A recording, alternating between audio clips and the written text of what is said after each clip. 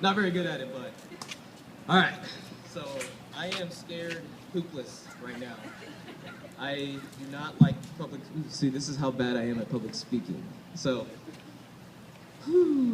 44 months in Iraq and Afghanistan, and I have faced death many a times, you know, and this scares me because I'm having to share my own thoughts, and I have nothing written down. I didn't know what I was going to talk about, and I asked what I was supposed to talk about, and Maurice told me whatever you wanted to talk about. So I am going to talk about how I have all my limbs. You know, there's no visible wounds on me, but I had an extreme sense of survivor's guilt. My buddy Jeremy Austin lost his legs in Afghanistan in a massive explosion, and for some reason, only he was affected by this. It was his side of the vehicle that rolled over the pressure plate, and he got blown and ejected from the vehicle, lost both his legs. He was unconscious, and he remembers waking up in the airplane on his way to Germany, and he saw his legs were gone. And he felt a little disheartened at first, but then he remembered that he had his son, and that in order for him to get better, he needed to view this as, I am strong enough to survive this. I will recover for my son and for my wife. I will be nothing but positive in my rehabilitation. And when I saw him in person, finally,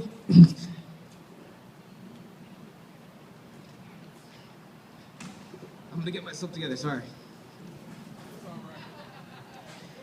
When I finally saw him at Walter Reed, without,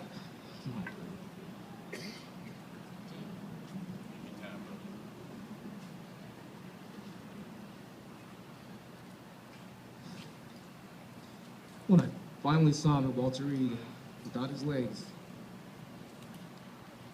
and the positivity that he was conducting himself with, it embarrassed me.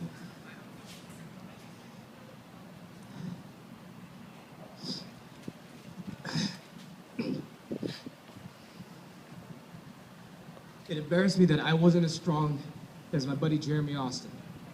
Staff Sergeant Jeremy Austin, 2nd Force Reconnaissance Marine. A 2nd Force Reconnaissance Marine I should have been, had I not made the decision to leave the Marine Corps after 8 years. And that was part of my survivor's guilt of why, even though I was not a Marine anymore, I was still deploying overseas and looking for the glorious death that I thought I should have. So, seeing him sort of solidified how weak and how not macho of a Marine that I thought I was until recently, until I realized, and he's verbally communicated it to me, because I lost touch with him, because I was ashamed, because I didn't think I could stand in a room next to him, in a room with any veteran that paid dearly, and especially with veterans that are not here today, because they gave the ultimate sacrifice. But I'm fixing that. I realize that that is an improper train of thought. And I'm a positive person. I'm happy, I'm likable. You know, I have pink fingernails for breast cancer awareness. So I'm secure with my masculinity. I'm a sociology student as well. I understand the gender constructs and how a man is supposed to be in modern day society, and especially how a Marine man is supposed to be, because we are trained to kill and hoorah and all that stuff. And I don't care. I have my pink fingernails and my camouflage toenails, and if anybody has a problem, we should go get a mani and pedi, and I'll show you. It's pretty awesome. It's I couldn't stop giggling uncontrollably when like the little pumice stone thingy was being rubbed on my butt. Yeah, he knows. It's awesome. And I was having a man touch my feet, and I used to be adamantly against that stuff. And yeah, I got it in Hillcrest, and you know, and now my new favorite place is Gossip Girl, and I'm changing. I feel at 31 years old, I'm finally growing up, and I'm finally fixing myself, and it's I've had a ton of friends tell me that I've been saying this is the new me and everything. My friends are telling me, Donnie, we really like the new you, but the old you was pretty damn awesome as well.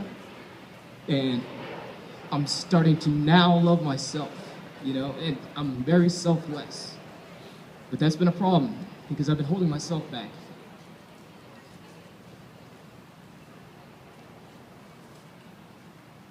So I'm going back to Afghanistan December 15th on or about. Hopefully the company that I'm going with is going to allow me to finish this semester first. I'm going to put on hold my medical aspirations because I am going to become a trauma surgeon. I have been taught how to destroy life in such a devastating manner that it scares me. But I've also been trained in live tissue training, and I went through a live tissue training where we worked on pigs. They were anesthetized. We had vets make sure that they were not suffering while we were inflicting massive bodily harm to them in order for us to learn how to utilize our medical equipment. And it was the best training that I've ever received in my life. And then a week after that, a gentleman went heads up on his motorcycle with a Honda Civic right in front of my house. And I was with my Marine buddy, Carrie Strunk, who had not received the level of training that I had, who had received the basic level of training of Combat Lifesaver course, which is asinine and ridiculous and inadequate. It needs to be improved for everybody in all branches of service because we are getting sent to war, and it's unfortunate, but hopefully everybody can apply their humanity and not forget that we are human beings and treat themselves in a humane manner. But I kind of went off on a tangent there, but anyways. So this gentleman that went heads up on his Honda, against a Honda Civic, I saw him flying horizontally in front of my truck. And so I stopped the truck, or else I'd have ran his ass over, and the truck was a big old truck with, you know, all that stuff. So I was having to conduct triage and talk on the phone 911 because my buddy Kerry didn't have a reception, and so I went and sent him to the Honda Accord, and long story short, everybody was fine. But I was in my element, and I realized that the most rewarding thing in life is the ability to save lives. And I don't want to fight anymore. So I'll be going back to Afghanistan not to fight, but to help support. And I hope that we pull out our troops in Afghanistan today. You know, so I don't have to go back and help out people that are still put in situations that suck. So I wish that enough people hear the message that veterans are tired of fighting. We don't want to fight anymore. Let's be done with it. So hopefully it can happen. I hope it happens. Thank you guys. I'm sorry I'm all over the place.